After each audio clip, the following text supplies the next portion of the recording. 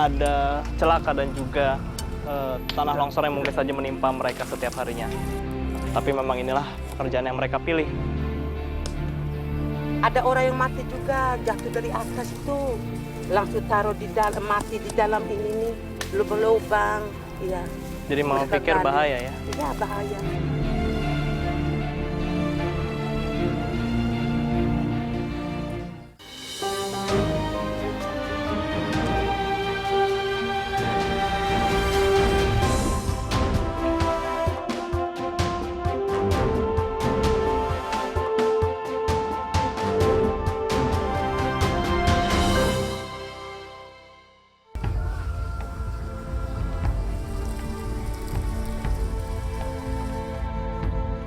Kami tiba di kota Ende. Kota ini dikenal sebagai tempat lahirnya Pancasila. Kota di Provinsi Nusa Tenggara Timur ini memiliki potensi kekayaan alam yang luar biasa. Namun, di balik itu semua, ternyata masih ada sebagian warganya masih terbelit persoalan hidup yang cukup pelik. Dari sinilah semua cerita berawal. Transaksi para penjual, pembeli dan pengemudi truk pasir serta batu berlangsung setiap hari di kota ini. Jika harga sudah sepakat, maka pasir dan batu akan segera dikirim dari tambang. Beda Samba.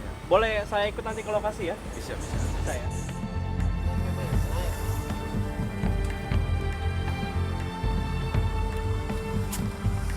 Saya pun menuju ke lokasi tambang. Harapannya, ada banyak cerita dan informasi yang bisa saya dapatkan. Lokasi tambang ternyata sangat dekat, hanya 8 km dari kota. Saya penasaran dengan hilir mudik truk yang ada di kota Ende.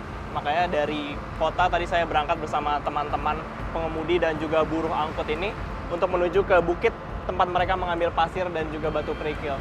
Dan ini katanya kita menuju ke Bukit Samba yang katanya tidak jauh dari sini. Kita akan lihat lokasinya seperti apa di sana.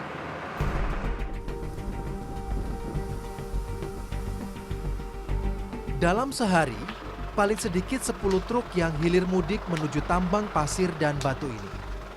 Mereka biasanya bekerja secara berkelompok. Setiap kelompok terdiri dari 1 pengemudi dan 3 buruh angkut. Sehari mereka biasanya 5 kali angkut pesanan pasir dan batu ke kota. Namun jika lagi mujur, mereka bisa 10 kali pulang pergi mengantar pesanan bahan bangunan ini. Bangun rumah di desa-desa itu? Di desa itu harganya lain nanti. Ini di dalam kota termasuk. Ini untuk di kota saja? Lain di kota aja. Itu. Tapi sampai sekarang masih banyak yang Dalam kota butuh aja. pasir untuk bangun rumah, gitu. Masih iya. banyak ya? Ya, tapi kebanyakan sekarang itu kayak macam belum ada proyek itu. Jadi kadang-kadang orang pakai, kadang-kadang tidak. Banyak yang kosong. Jual beli pasir dan batu di sini berlangsung cepat. Pembeli harus bertemu langsung dengan juragan tambang dan melakukan transaksi di lokasi. 200 ya? Bertruk-truk pasir ini terima kasih, Pak. biasanya dipesan oleh desa-desa di sekitar Bukit Samba. Para penjual pasir dan batu ini pun tak perlu keluar modal banyak untuk meraup keuntungan dari tambang. Modal mereka hanya stamina tubuh yang prima agar bisa menggali batu dan pasir di sepanjang Bukit Samba. Kalau ini yang menentukan batas-batasnya siapa? Ini batas-batasnya ini haknya tuan adat Muslaki. Yang menentukan siapa maksudnya? Ya kerja kita tetap kerja, jangan mencuri saja itu. Tuan suku bilang jangan mencuri, kerja saja. Tidak pakai batas-batas, pokoknya kita kerja. Oh, berarti siapa saja Siapa yang boleh boleh, gitu ya? Gitu. Tidak ada ini pemiliknya siapa atau punya ayah atau nenek moyang, tidak ada gitu. Tidak. Tak ada yang tahu pasti kapan bukit ini pertama kali digali. Konon, mereka hanya melanjutkan tradisi nenek moyang mereka menambang pasir dan batu di bukit ini. Jika mengacu pada Undang-Undang Pertambangan dan Aturan Daerah, maka kegiatan para penambang ini adalah terlarang alias ilegal. Namun, apa mau dikata, tak ada pilihan lain. Lapangan kerja sulit dicari, sementara kebutuhan keluarga tak bisa menunggu lama. Kenapa tidak takut untuk kerja di atas-atas ini? Ya, namanya kita sudah resiko. Nah, kita cari makan cuma jalur kerja kita cuma ini saja. Tapi dulu pernah bertani. Dibandingkan bertani, ini jauh lebih baik kah? Ini lebih jauh. Dulu kan kalau memang kalau pertanian kita kan tetap sekolah. Sekarang kan pertanian kan macam jualan apa, paling ubi saja. Sekarang kita kerja batu, kita punya anak sampai SMA, sudah perguruan tinggi juga di kampung kami ini. Sudah rata-rata S1, S2 juga.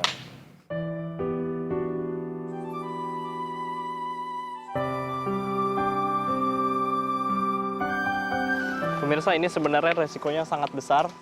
Ada celaka dan juga tanah longsor yang mungkin saja menimpa mereka setiap harinya. Tapi memang inilah pekerjaan yang mereka pilih.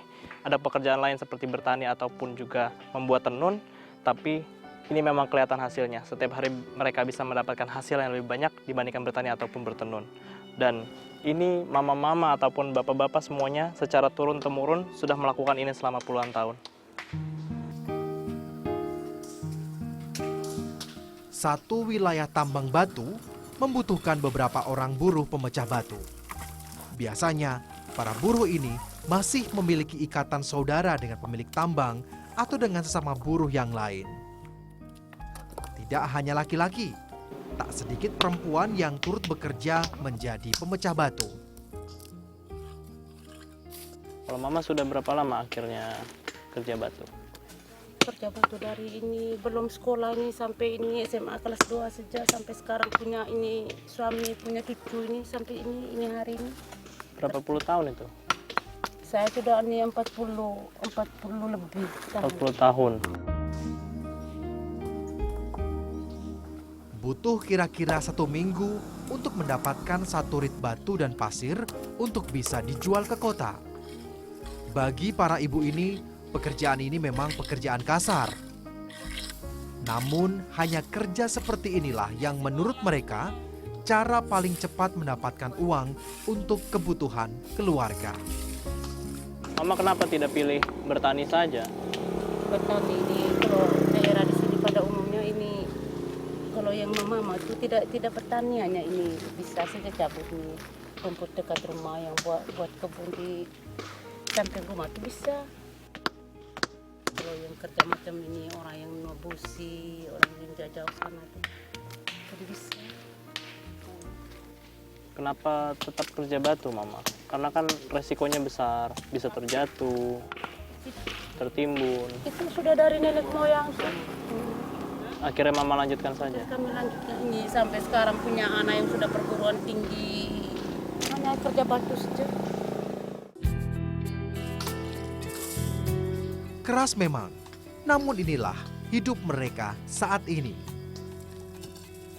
Tak hanya di tebing yang sempit, kelompok keluarga yang lebih besar banyak yang bergeser ke bukit-bukit vertikal yang lebih curam. Namun, tetap saja dengan alat yang sederhana. Soal keselamatan seakan tak dipedulikan oleh mereka. Mama tidak takut runtuh ini? Takut waktu hujan tuh dia runtuh. Tinggi sekali ini ya. Gitu. Apa tanda-tandanya kalau mau runtuh? Mau runtuh tanda-tandanya jatuh sendiri. Jatuh Yang sendiri? kecil begini nih. 5 menit dia turun sedikit-sedikit. Tapi Kita selama geser. kerja Mama tidak apa-apa? Tidak, Alhamdulillah tidak apa-apa ya. iya. Tapi pernah adakah yang kerja-kerja di sini celaka? Celaka tapi hanya luka-luka saja. Luka-luka, Kaki jatuh, yang tidak jatuh dari atas yang guling ke sini kena kaki. kena jari, batu. Iya.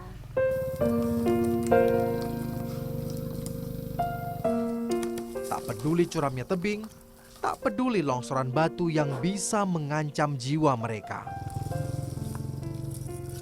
Menurut para penambang, dalam 1 bulan, satu kelompok yang terdiri dari bapak, ibu, dan anak dewasa bisa memperoleh uang sebesar 500.000 hingga 1 juta rupiah. sejumlah uang cukup besar bagi mereka. Jumlah uang inilah yang membuat sebagian besar warga akhirnya melupakan pekerjaan lama dan terjun menjadi penambang batu.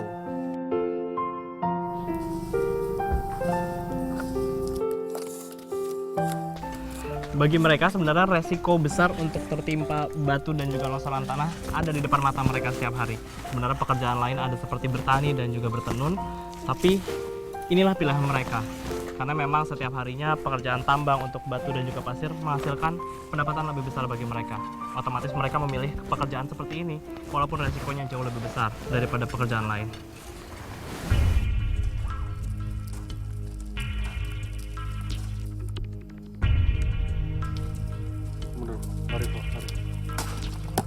Sampai di bawah, batu-batu yang masih berukuran besar ini akan dipecah hingga berukuran sebesar batu kerikil. Batu kerikil Samba telah lama dikenal memiliki kualitas yang cukup bagus. Harganya pun cukup tinggi, berkisar antara 700 hingga 900 ribu rupiah per satu truk. 200-300. 1 tahun. Iya. Tapi Bapak dapat uang dari mana lagi gitu? Dari selain berkebun tidak ada? Itu kerja batu sih. Akhirnya kerja batu sekarang. Kalau dari kerja batu dapat berapa rupiah sekali jual? 1 bulan 1 juta. 1 juta.